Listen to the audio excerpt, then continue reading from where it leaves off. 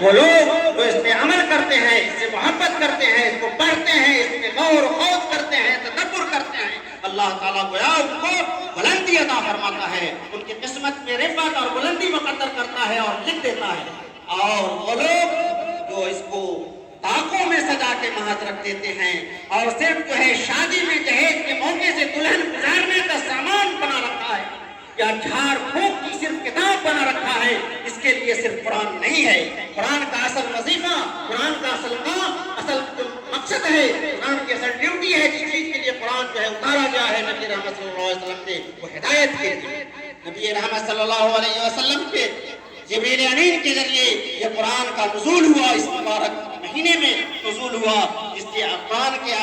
رمضان مبارک کے آخری عشرے میں نزول ہوا، جس کے تعلق سے نبی رحمت صلی اللہ علیہ وسلم کا فرمان اور قرآن مقدس کا فرمان آپ کے سامنے سنایا گیا کہ کیا جو ہے اس رات کی اہمیت ہے۔ بہرحال نبی رحمت صلی اللہ علیہ وسلم قرآن مقدس کا دور، یہ جو دور ہم تراویح میں سن کر کے آئے ہیں، آج ہم نے مکمل کیا ہے، مٹھائی بھی کھائیں گے، دعا بھی کریں گے، ہم جو ہے اشعار بھی سنے، کچھ بیان بھی سن رہے ہیں۔ مثلاً قرآن ہم نے مکمل کیا ہے، قرآن ختم کرنے کی کتاب نہیں ہے، یہ قرآن بار بار پڑھنے کی کتاب ہے، غور کرنے کی کتاب ہے، اس میں غوطہ لگانے کی کتاب ہے، اپنے بچوں کو سکھانے کی کتاب ہے، بڑوں کے پڑھنے کی کتاب ہے، عورتوں کے پڑھنے کی کتاب ہے اور سمجھنے کی کتاب ہے۔ محض یہ طاقوں میں سجا دینے کی کتاب نہیں ہے۔ قرآن مقدس کی آیت ہے کہ نبی شکوہ کریں گے کہ اِنَّ قَوْمِ هَذَا اتَّخَذُوا هَذَا الْقُرْآنَ مَهْجُورًا،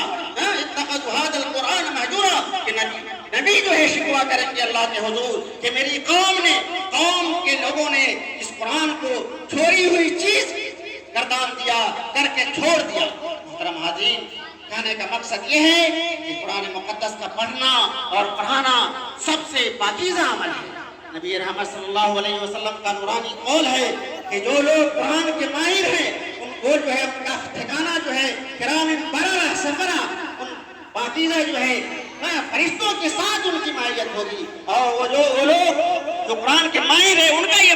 درجہ ہے، اور وہ لوگ جو قرآن کہ بہت ماہر نہیں ہیں، بہت پڑھے ہوئے نہیں ہیں، اٹک کر کے بھی ذرا پڑھتے ہیں، ان کے لیے بھی اجر اللہ تعالیٰ نے رکھا ہے۔ ان کو بھی وہ الذی هو یتطاعن فی القرآن، جو ہے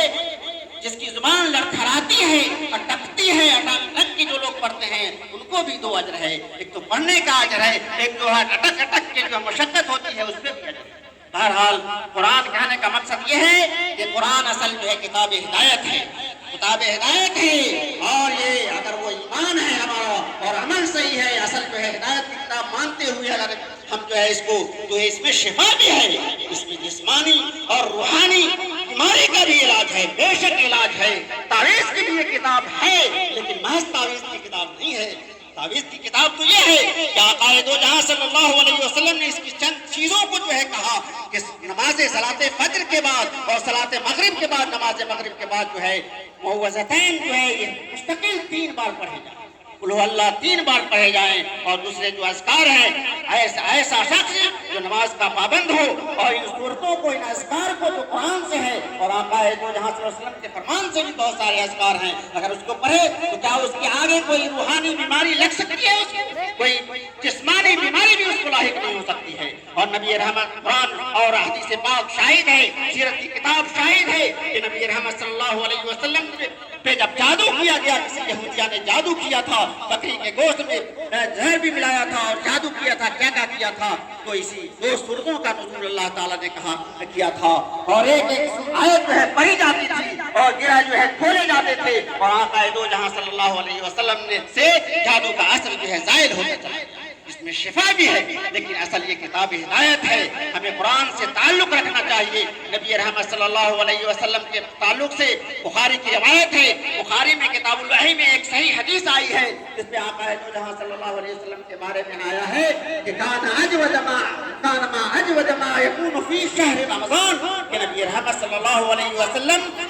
رمضان کے مہینے میں سب سے زیادہ جو ہے سخی ہوتے تھے، اور سخاوت کا یہ